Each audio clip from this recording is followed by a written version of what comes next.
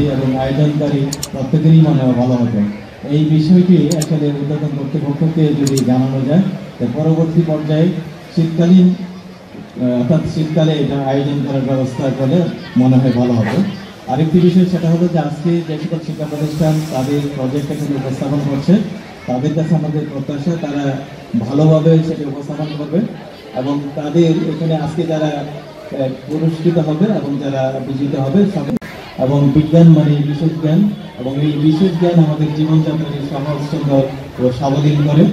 এই বিশেষ জ্ঞান থেকে যদি কারো অবদান যদি আমাদের এই বর্তমান সমাজে অর্থাৎ আমাদের জীবনযাত্রায় যদি সহায়ক কোনো সম্মানিত সিভিল সার্জন ডাক্তার নমস্কার। আমাদের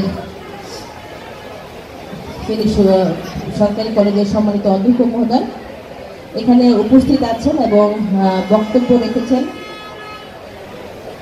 জেলা শিক্ষা অফিসার। আর শুরুতে বক্তব্য রেখেছিলেন প্রারম্ভিক যে বক্তব্যটি।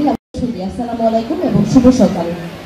প্রথমেই বলে নিই যে আসলে এই মুহূর্তে আমাদের বাংলাদেশের একটা রেমান নামের ঘূর্ণিঝড়ের সংকেত আছে। আমরা যেটি হচ্ছে আমাদের উপকূলীয় জেলাগুলো, শুরুতে আমি সবাইকে এই ঘূর্ণিঝড়ের বিষয়ে সতর্ক থাকার জন্য এবং প্রয়োজনীয় প্রস্তুতি নেওয়ার জন্য অনুরোধ যাবে।